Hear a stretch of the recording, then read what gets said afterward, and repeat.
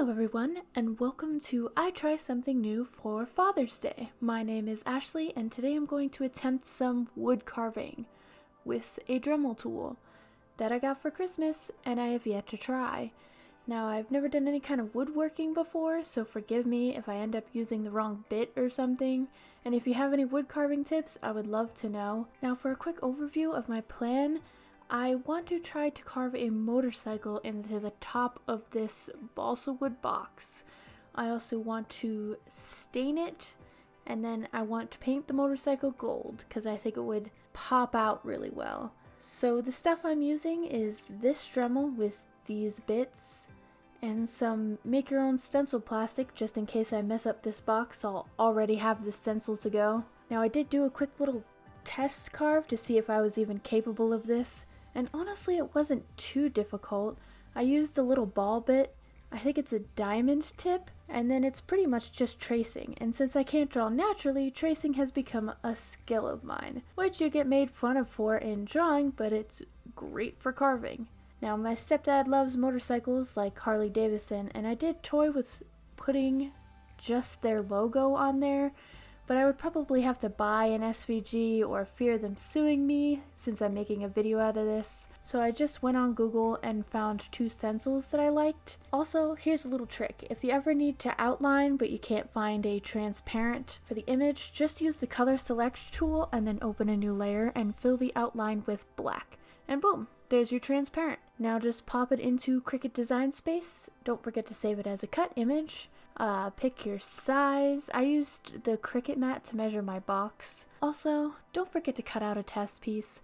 I'm using some really crappy craft paper just to be sure of the size and how thick your lines are, since this is going to be a stencil. And it's really just easier so you're not wasting this nice cool stencil or what you're actually cutting it out of, like vinyl or something. Just always cut a test piece. You will regret it if you don't. I've done it many times. Also, if you're only planning on using this once, you could just use the craft paper as a stencil, but I'm making it out of this like actual thick plastic stencil paper. I don't know, it's not paper, it's plastic, but just in case I accidentally screw up this box, I won't have to reprint out the stencil. So, pro gamer tip here, when I was looking for the material in Design Space, I saw this and thought, oh, perfect, Cricut must make their own stencil plastic.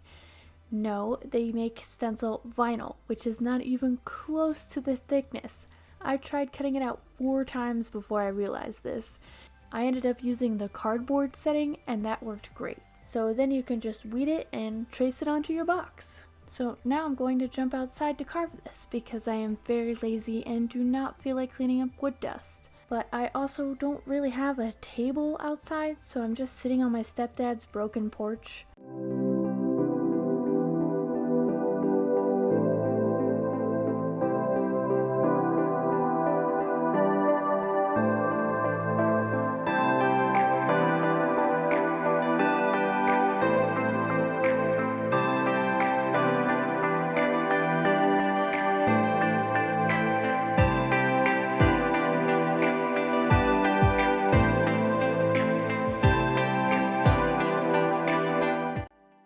Now, it took me about an hour to carve this because I was so afraid of screwing up.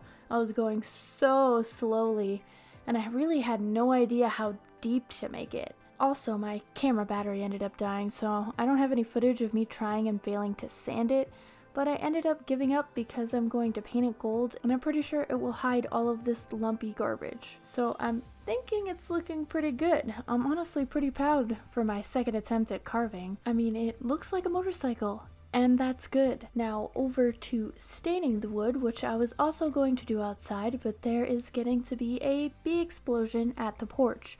So I decided to do it in my stepdad's garage and hope that I don't get stain everywhere. I've also never stained wood before, so I used a paintbrush and a work towel, and I think it turns out pretty nice. Hopefully it's the correct way. But I'm unfortunately stuck at my parents' house right now, and I'm worried my stepdad's going to be home before this dries, so let's go ahead and jump to when it's dry. And it looks awesome. I love this walnut color. On my little test piece, I tried a few different ideas. One is just this gold paint. Next is gold paint with resin on top, and then just gold resin. Now, the just plain paint is definitely the brightest, so I'm going to go with that.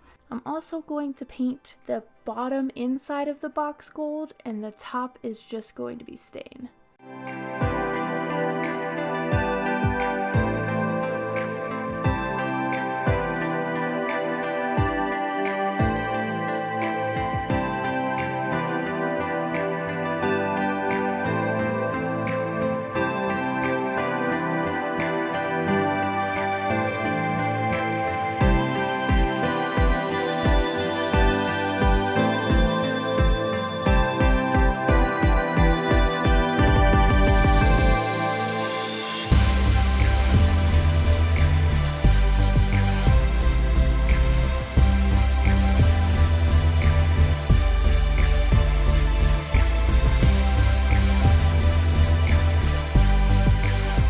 Now, I was kind of worried that the gold paint was just going to scratch off, so I did clear coat it, and I'm super happy with how it turned out. I gave it to my stepdad a little early so I could put this up on Father's Day, and he said he really liked it, but it's so hard to tell if your parents are just saying that.